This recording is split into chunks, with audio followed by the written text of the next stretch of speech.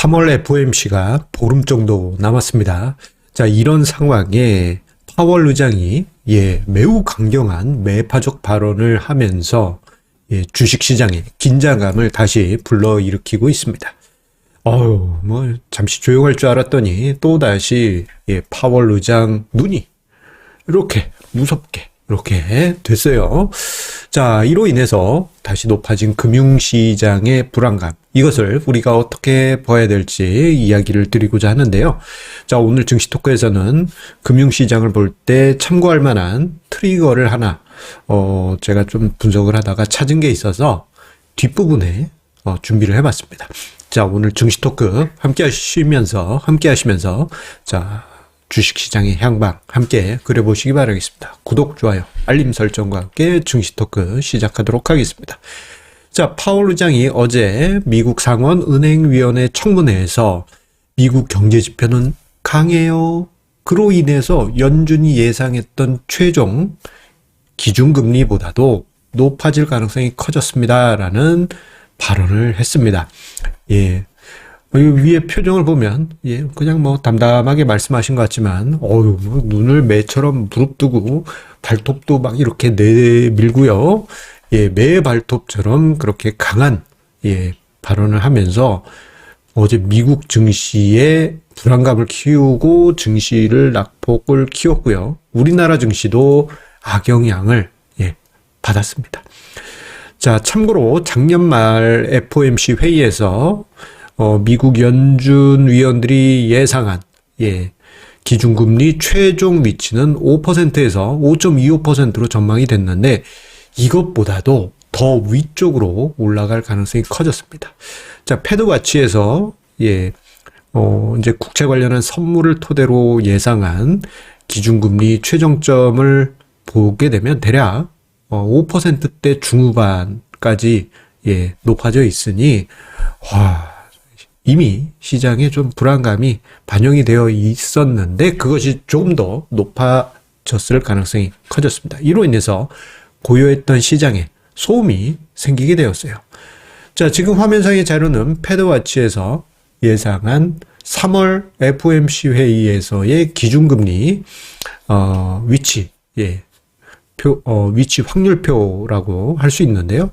자, 파월 의장 발언이 있기 전날까지만 하더라도 자, 25bp 베이비 스텝 기준금리 인상이 있을 것이다. 그러면은 이게 대략 한 5% 기준금리 상단이 5% 정도 되거든요. 자, 이럴 것으로 예상이 됐는데 어제 파월 의장의 발언으로 인해서 자, 50bp 인상, 상단선 5.25% 가능성이 76.4%로 하루 만에 45%포인트 이상 높아지게 됐습니다. 지금 이제 보름 정도밖에 안 남은 FOMC 회의를 감안한다면 시장에서 마음 놓고 넋 놓고 있었더니 돌발 상황이 발생하게 된 것이에요. 마치 그 모습을 어떻게 비유를 드릴 수 있느냐? 고요했던 호수에 갑자기 누가 좀 큰 돌을 휑하니 던진 것입니다. 자, 주식시장은 생각해보면 고요한 호수와 같았던 때는 그렇게 많진 않아요. 사실 항상 걱정만 반복하죠. 걱정 강박증이 있다라고 저는 이야기를 드리고 싶어요. 자, 맨날 걱정 아닙니까? 올라도 걱정, 내려도 걱정입니다. 그랬던 증시가 잠시 1, 2월 사이에 그 걱정을 잠깐 누그러뜨리면서 잠시 마음이 평온해졌어요. 주식시장의 심리가 좀 가라앉아 있었습니다만 이번에 파월 의장의 발언으로 인해서 또다시 주식시장에 걱정 강박증이 시작될 가능성이 크고요. 그 어느 때보다도 시장에는 비관론이 매우 빠르게 급부상할 가능성이 큽니다. 이런 상황에서 증시까지 지지부진하게 힘들게 흘러간다? 이럴 경우에는 더 힘든 상황이 발생할 수 있겠죠. 자, 그런데 제가 증시토크에서 앞부분에 칼럼에서 그리고 오늘 증시토크 영상에서도 앞부분에 이렇게 이야기를 드렸더니 오해를 하신 분들이 계시더라고요. 저의 논조가 바뀐 거냐, 긍정론에서 비관론으로 바뀐 거 아니냐, 그렇게 생각하시는 지인분들이 계시더라고요. 그거 아닙니다. 자, 다음 페이지를 봐주세요. 자, 제가 증시 토크를 준비하면서 문득 이런 생각이 들었어요. 기준금리가 계속 올라가는 거는 부담 요인은 맞긴 한데, 그런데 한편으로는 지금 인플레이션은 매우 강하지 않습니까? 인플레이션 꺾일 줄 알았는데 꺾이지를 않고 있잖아요. 자, 그렇다면은 기준금리는 계속 올라갈 것이고, 인플레이션은 천천히 소프트 랜딩도 아니죠. 이렇게 완만하게 하강하고 있을 텐데, 어느 순간에는 이게 크로스 되겠죠. 그렇다면 이 크로스 되기 직전까지 주식시장에는 어떤 영향이 있을 것인가, 이런 생각이 들었어요. 왜냐? 인플레이션이 매우 강할 경우에는 금리 수준이 높다 하더라도요, 주식시장이 예상외로 시장에서 걱정하는 그러한 수준의 상황이 발생하지 않을 수 있습니다. 예를 들어서 하이퍼 인플레이션이 벌어진 어디가 있겠습니까? 뭐 베네수엘라는 너무 극단적일 수도 있겠고, 뭐 아르헨티나, 뭐 또는 터키, 그리고 뭐 그런 데 아니더라도 뭐 영국 이런 데 보면은 인플레이션이 워낙 거세다 보니까 주식시장이 명목상 쭉 올라가지 않겠습니까? 이런 일이 벌어질 수 있다는 것이죠. 그렇기 때문에 기준금리와 인플레이션을 비교했을 때 이게 어떤 중요한 트리거가 있지 않을까 싶어서 제가 좀 오늘 아침에 자료를 하나 정리를 해봤습니다. 지금 화면상의 자료는 미국 연준 금리와 FF 금리와 그리고 미국의 소비자 물가지수 전년비입니다. 자, 1990년 이후부터 해서 자료를 뽑아봤고요. 프레드라고 하는 사이트에 들어가시면 자료를 쉽게 찾으실 수가 있겠습니다. 자, 그런데 이 자료를 보시게 되면요, 그 물가 상승보다 기준금리가 가파르게 올라가더라도 이 물가 상승률이 높을 때, 뭐 대표적으로 2000년대 중반, 초중반, 그리고 또 언제가 있겠습니까? 2010년대. 2010년대도 비슷한 상황이 있었죠. 2016, 17 이런 때도 있었습니다. 이런 때 떠올려 보게 되면요, 주식시장이 어땠느냐? 유동성 랠리가 있었어요. 오히려 강했다라는 것이죠. 지금 현재 모습을 보게 되면 인플레이션은 강한데 기준금리는 아직 거기까지는 오지 않았어요.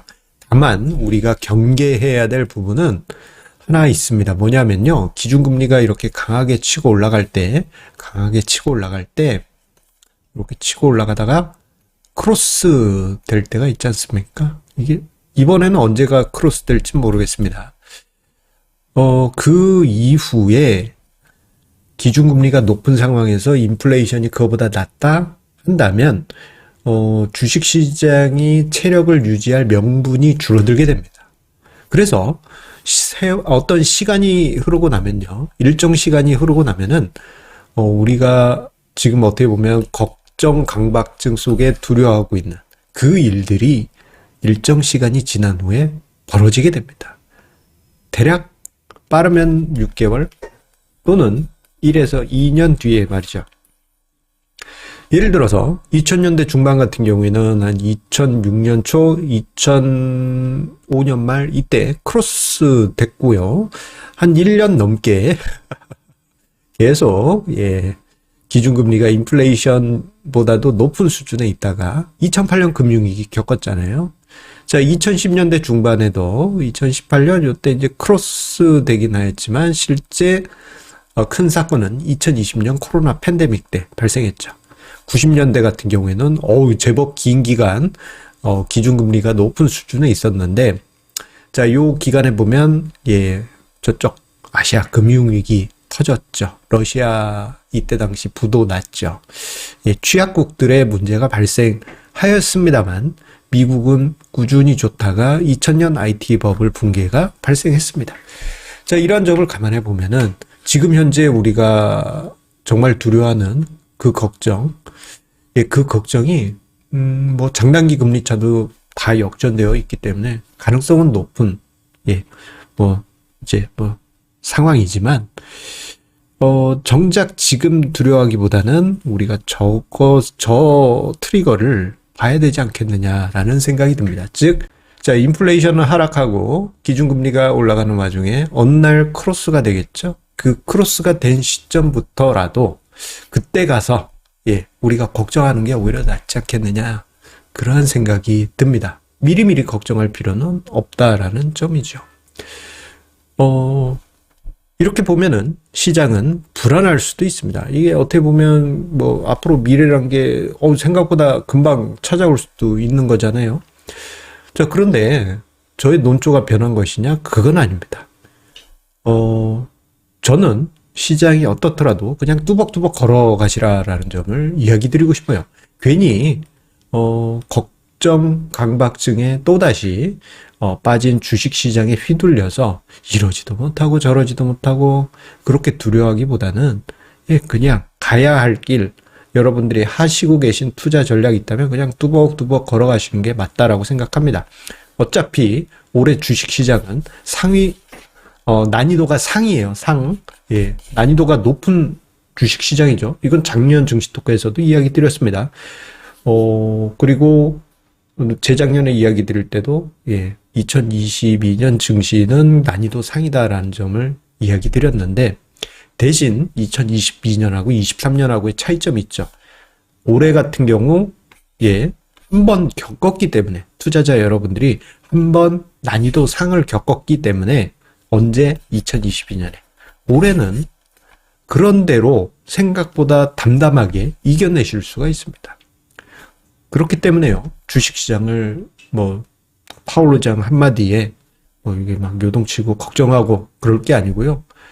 불안하긴 합니다.